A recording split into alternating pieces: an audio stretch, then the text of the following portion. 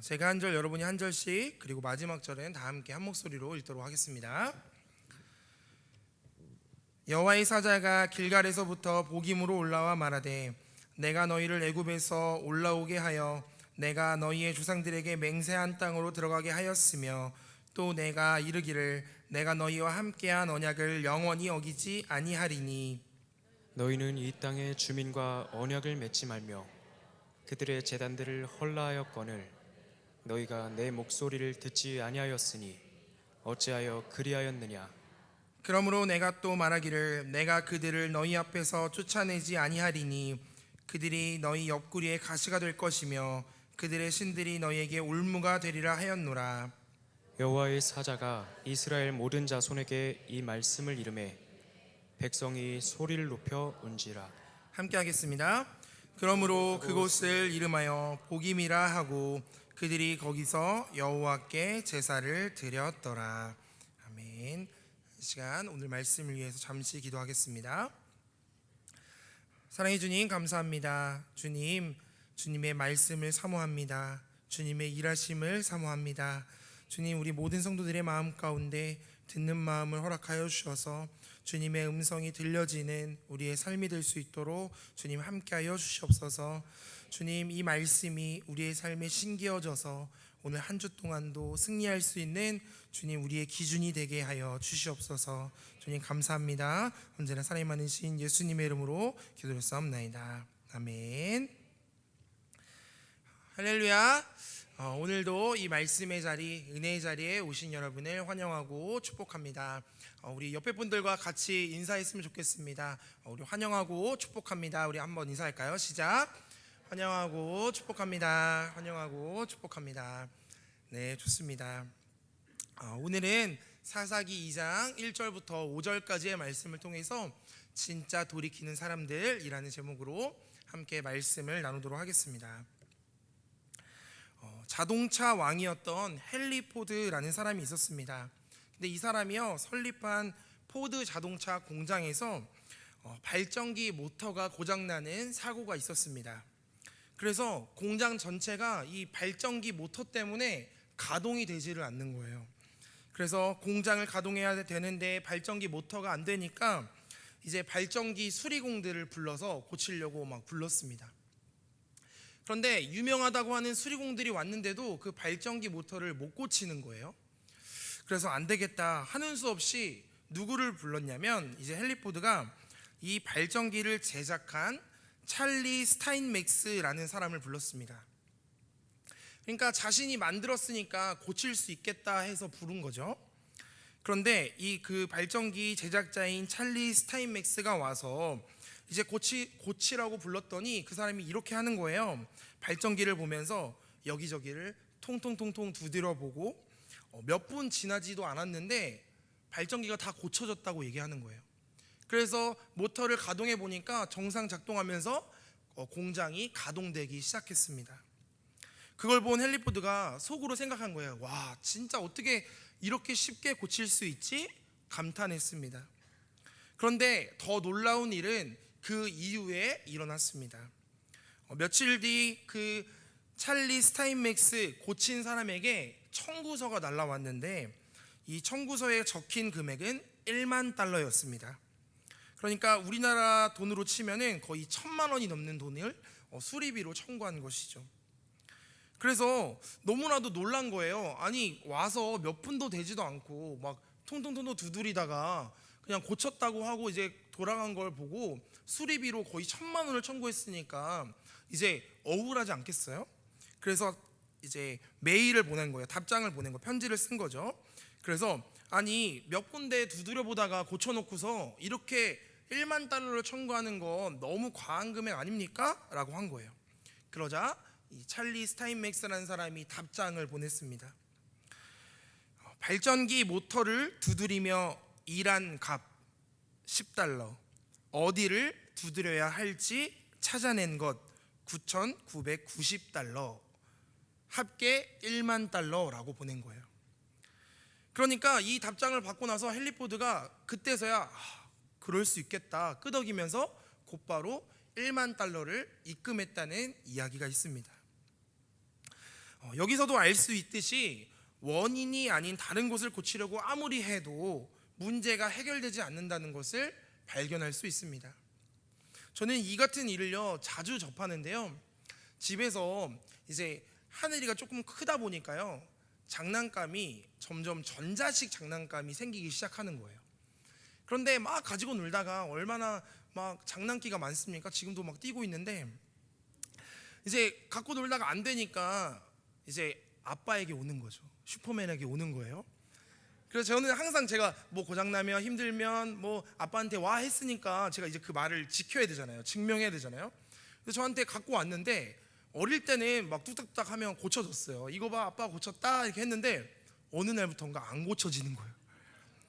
어느 날 장난감을 갖고 왔는데 안 고쳐져요. 아무리 봐도 막 설명서를 봐도 막 안 고쳐지는 거예요. 근데 뒤에서 하늘이가 아빠 이거 하면서 했는데 건전지를 않는 거예요. 야 진짜 아무리 잘난 척을 해도 내가 원인을 잘 모르면 고친다고 하면 안 되겠구나 생각이 들었습니다. 그러니까 여러분 문제가 생겼을 때 가장 중요한 것은 무엇입니까? 그 문제의 원인을 정확하게 찾는 것입니다. 오늘 본문을 보면 이스라엘 백성들이 가나안 정복을 하기 전에 사사시대가 이제 시작되려고 하는 시점에서 왜 실패했는지에 대해서 오늘 본문을 보면 우리는 발견할 수 있습니다. 그래서 저는 오늘 이 말씀을 통해서 이 이스라엘 실패의 원인을 보면서 우리가 어떻게 살아가야 하는지 잠시 은혜의 말씀을 나누려고 합니다. 오늘 본문을 보면 사사기 2장 2절 말씀은 이렇게 이 원인을 이렇게 얘기하고 있습니다. 우리 사사기 2장 2절 말씀 우리 다 함께 읽어보도록 하겠습니다. 시작.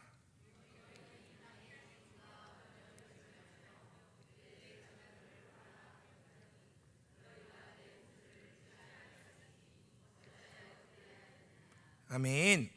1절부터 2절까지의 내용을 보면요 하나님께서 이제 이스라엘 백성들에게 말씀하시는 거예요.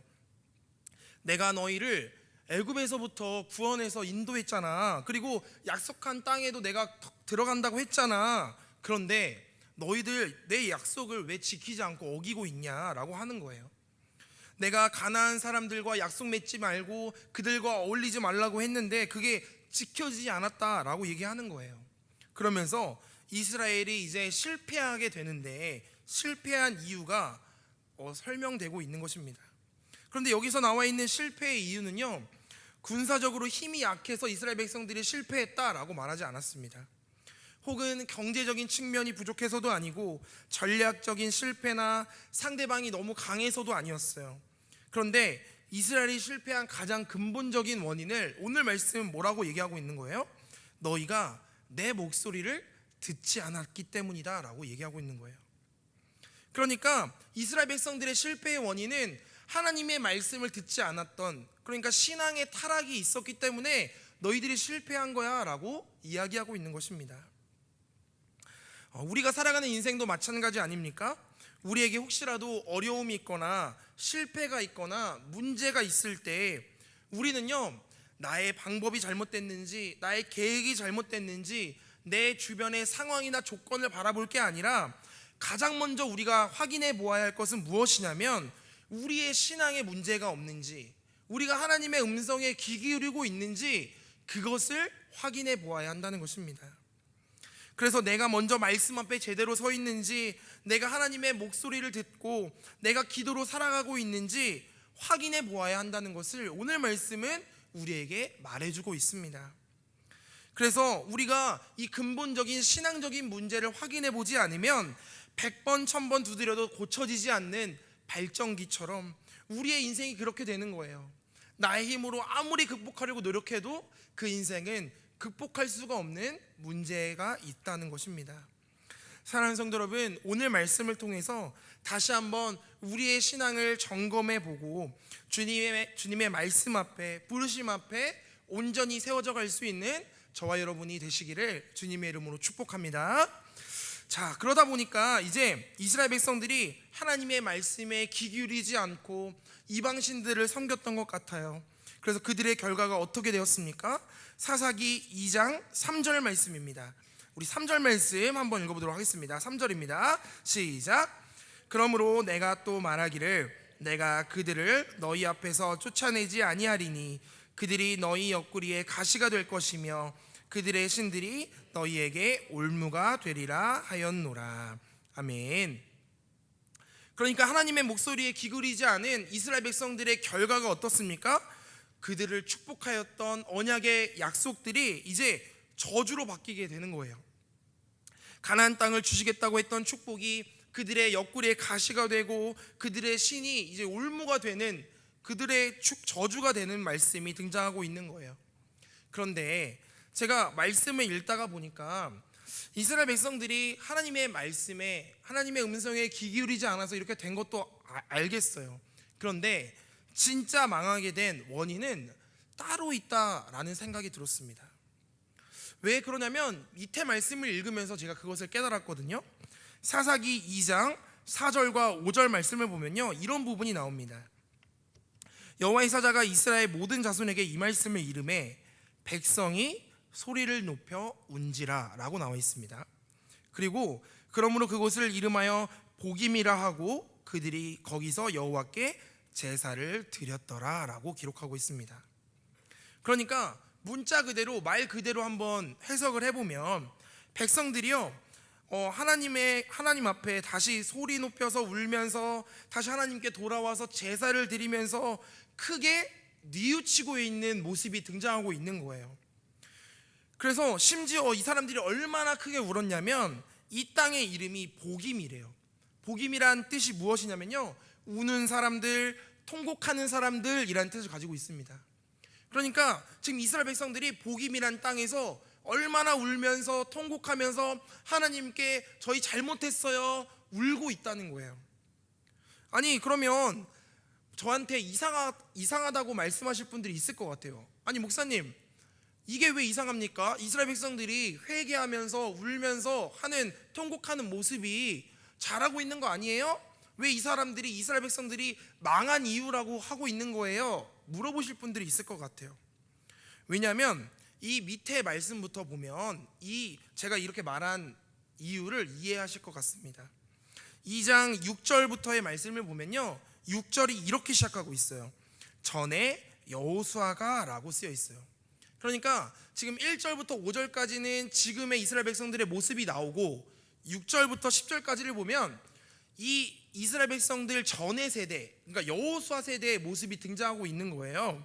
그러니까 6절부터 10절까지를 보니까 여호수아 세대 때는 이렇게 잘했어 막 이렇게 회상하는 듯이 말씀을 하고 있는 거예요. 그러면서 10절 말씀을 보니까요, 이렇게 이야기하고 있습니다. 10절, 그 세대의 사람도 다 그 조상들에게도 돌아갔고 그 후에 일어난 다음 세대는 여호와를 알지 못하며 여호와께서 이스라엘을 위하여 행하신 일도 알지 못하였더라 라고 기록하고 있습니다.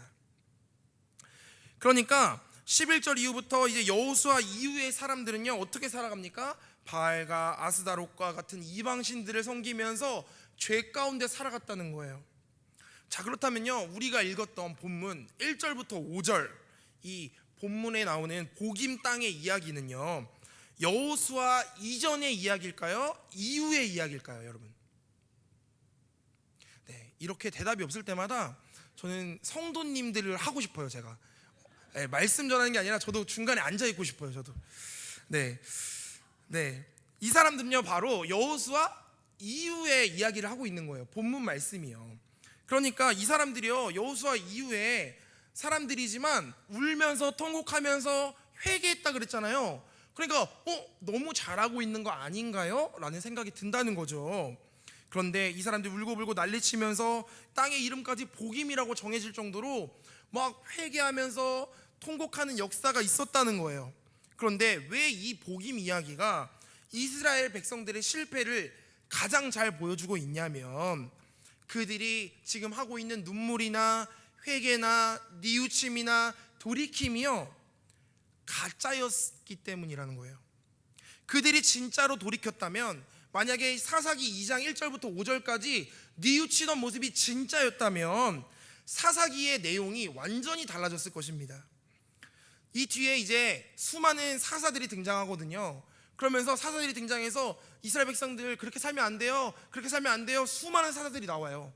왜? 만약에 이 사람들이 제대로 눈물 흘리면서 뉘우쳤다면 사사들이 와서 그런 얘기 하지도 않았을 거 아니에요.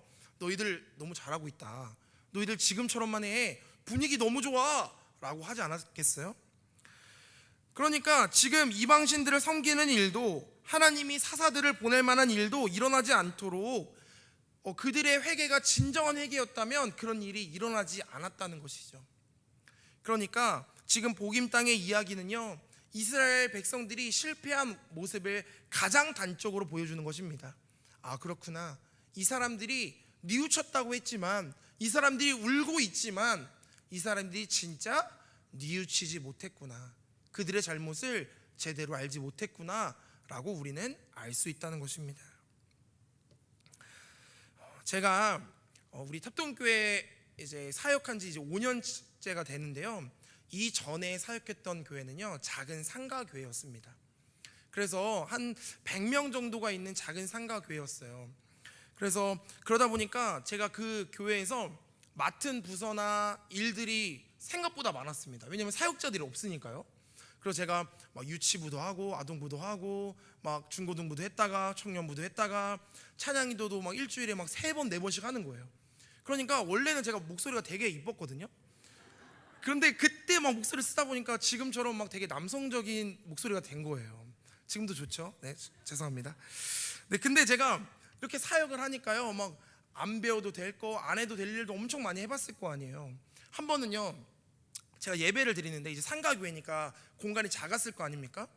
근데 이제 예배가 시작되고 찬양인도 하고 뒤에서 이제 예배를 드리고 있는데 상가교회에서 이제 천장이 낮아요. 근데 담임 목사님이 이제 막 이렇게 인도를 하시고 대표 기도를 시키려고, 이제 오늘 대표 기도로 뭐 심지혁 전사님이 대표 기도 하겠습니다 했어요.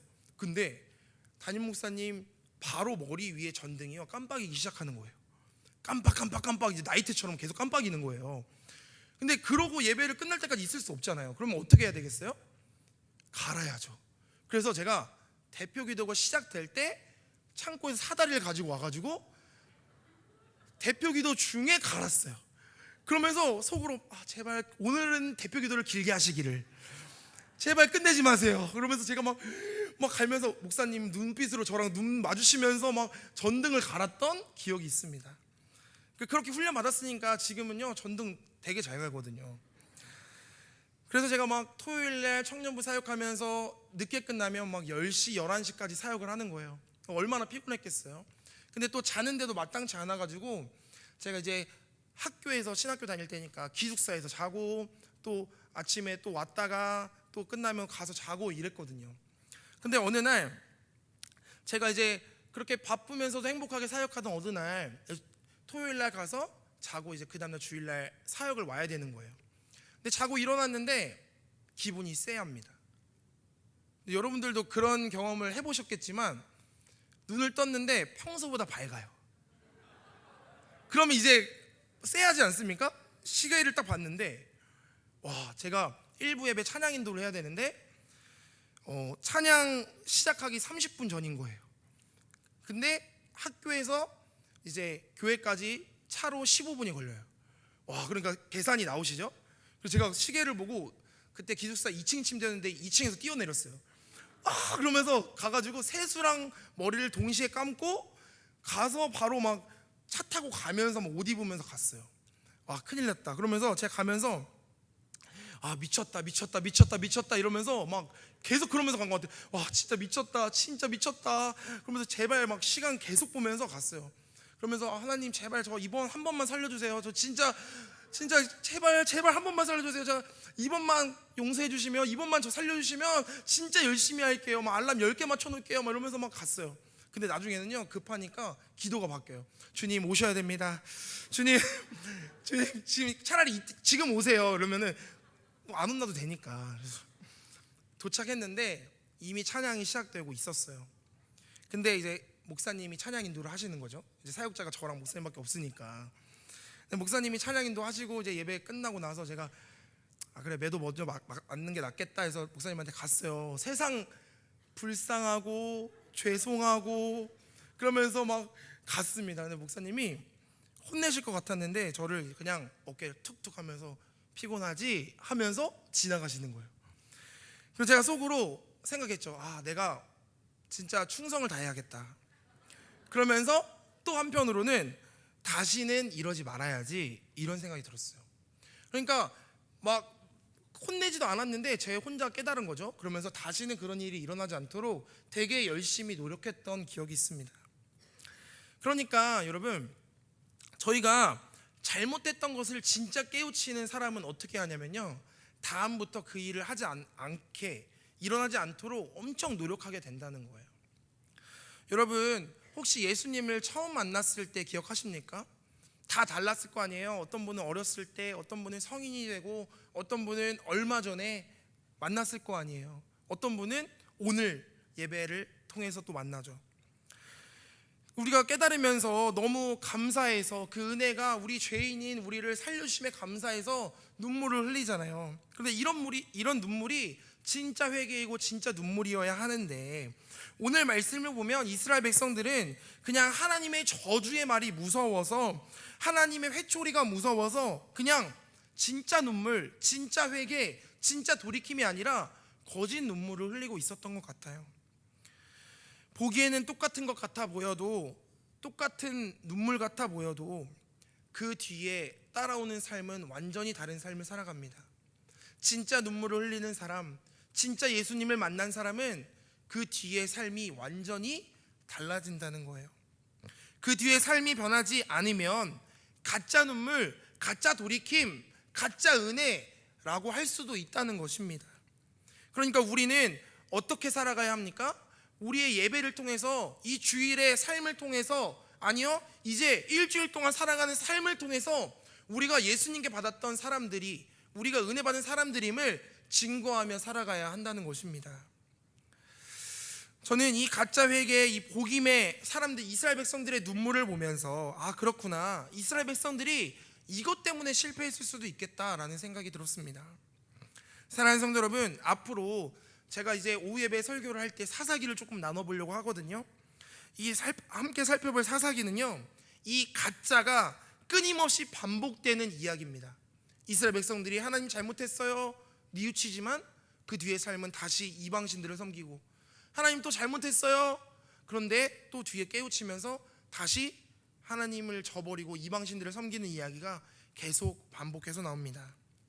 그렇다면 하나님은요, 이 이스라엘이 실패하는 이야기, 이 실패가 반복되는 이야기를 기록한 이유가 무엇일까요? 아니, 지금 이스라엘 백성들이 잘 믿고 승승장구하는 이야기를 보여주시면 좋겠는데 왜 우리에게 이렇게 실패하는 이야기를 우리에게 말씀하고 있을까? 그것은 바로 지금 사사기로 하여금, 그리고 사사기로 읽는 성도들 우리로 하여금 하나님께서 말씀하고 있는 것입니다. 뭐라고요? 실패를 반복하지 말라는 거예요. 우리에게 이 사사기에 살았던 이스라엘 백성들처럼 살지 말라고 우리에게 말씀하고 있는 줄로 믿습니다. 그래서 우리 성도님들께서는 이 말씀을 통해서 이 이스라엘 백성들이 가짜 회개를 통해 실패할 수밖에 없음을 우리가 살펴보면서 온전히 이 말씀으로 다시 한번 주님과 가까워질 수 있는 저와 여러분의 삶이 되시기를 주님의 이름으로 축복합니다. 저는 오늘 이제 이 말씀을 한 사람의 이야기만 하고 말씀을 마치려고 합니다. 성경에서 나오는 왕 중에 너무나도 대표적으로 악하고 죄를 저지르는 대표적인 사람이 있습니다. 그 사람은 바로 아합 왕입니다. 여러분 많이 들어보셨죠? 그런데 가장 악하면서도 가장 힘이 있던 이 아합 왕은요, 참 이상해요. 이 사람만 악한 게 아니라 그의 부인도 엄청 악해요. 이세벨이라는 사람이 나오면서 아주 악처로 유명해요. 그리고 둘이 막 쿵짝이 잘 맞았던 것 같아요. 남편이 나쁜 짓 한번 하면 뭐 아내가 더 나쁜 짓 하고, 그거면 내가 더 나쁜 짓 할 수 있어 그러면 더 나쁜 짓 하고, 서로 막 배틀을 벌여요. 나쁜 짓 배틀을 벌여요. 그런데 어느 날 이 아합이 나봇이라는 사람과 일이 있었습니다. 나봇의 포도원을 보니까 너무 탐나는 거예요. 가지고 싶은 거예요. 그래서 어떡해. 그래서 아내한테 상담을 합니다. 이상하죠? 이상한 상담을 해요. 저 사람 거 뺏고 싶은데 어떻게 하면 좋냐고. 그러니까 막 아내가 어떻게 뺐는지 또 잘 알려줘요. 그래서 막 둘이 막 짝짝꿍 해가지고 포도원을 뺏어요. 그래서 나봇을 죽이게 됩니다. 자, 그런데 이렇게 악한 일을 벌이고 있을 때 하나님은 지켜보지 않으시고 가장 위대한 선지자를 한 명 보내십니다. 엘리야를 보내서요. 엘리야가 나와서요, 이 아합 왕에게 그리고 이세벨에게 어떻게 보면 개인적으로 하는 저주 중에 가장 센 저주, 가장 나쁜 말들을 막 하기 시작해요. 선지자가 나쁜 말을 하기 쉽지 않잖아요. 근데 굉장히 나쁜 말들을 합니다. 열왕기상 21장을 보면요, 막 개들이 와서 너의 피를 핥게 할 거야, 그러면서 막 잔인한 말을 해요. 재앙이 쓸어내려서 너 쓸어버릴 거야, 너의 집안에 대가 끊기게 할 거야, 막 너의 아내 역시 막 개들이 와서 먹고 새들이 와서 먹고 막 너의 몸을 부패처럼 다 먹게 할 거야, 막 이렇게 만드는 거예요. 저주를 퍼붓는 거예요. 정말 무서운 말들이 나옵니다. 자, 그럼 이 이야기를 들은 아합은요, 어떤 반응을 보였을까요? 평소 같으면 하나님? 웃기지 마 했을 텐데, 예전 같으면 이렇게 콧방귀를 꼈을 텐데, 열왕기상 21장 27절 말씀을 보니까요, 아합이 이 저주를 듣고 나서 어떻게 했는지 등장하고 있습니다. 우리 한번 읽어볼게요. 열왕기상 21장 27절 말씀입니다. 시작.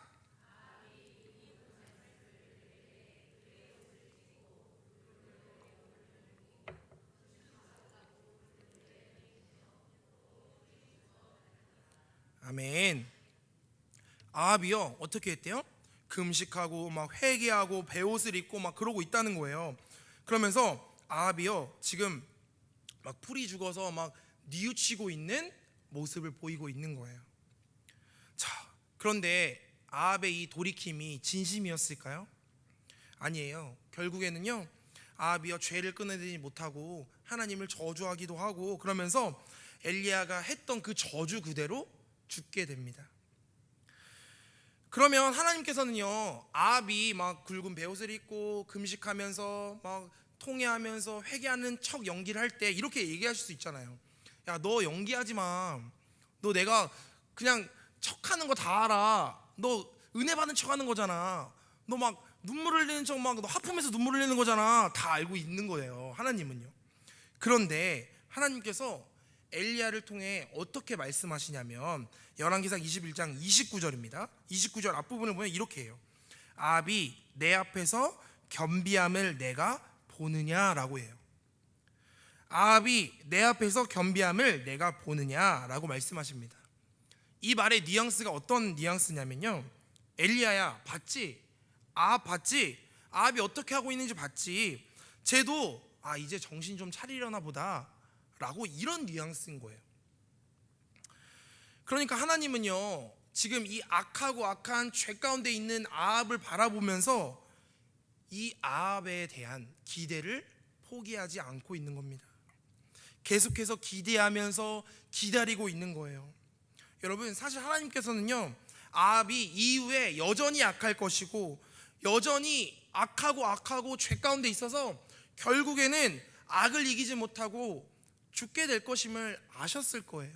그런데 그럼에도 불구하고 기대하고 기다리고 있었어요. 다시 말하면 하나님께서는 죄인이 저주를 받는 것보다 죄인이 다시 하나님께로 돌아와서 다시 새로운 삶을 살기를, 그것을 훨씬 기뻐하신다는 것을 우리는 발견할 수 있다는 것입니다. 그래서 사사기를 보면 실패와 회개가 반복되는 것을 볼 수 있습니다. 그런데 하나님께서는 이스라엘 백성들을 포기하지 않는 거예요. 왜요? 그들을 기다리면서 얘들아, 제발 좀 돌아와.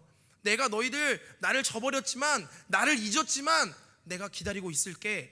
계속해서 말씀하고 있는 거예요. 사랑하는 성도 여러분, 오늘의 말씀을 통해서 우리가 어떤 것을 깨달아야 합니까? 우리가 가짜가 아닌 진정한 회개의 눈물을 통해, 진정한 돌이킴을 통해 주님께로 돌아갈 수 있는, 주님과 동행할 수 있는 저와 여러분의 삶이 되시기를 주님의 이름으로 축복합니다. 그래서 오늘의 예배를 통해서 이전과 다른 삶을 살아가는 저희들이 되었으면 좋겠어요.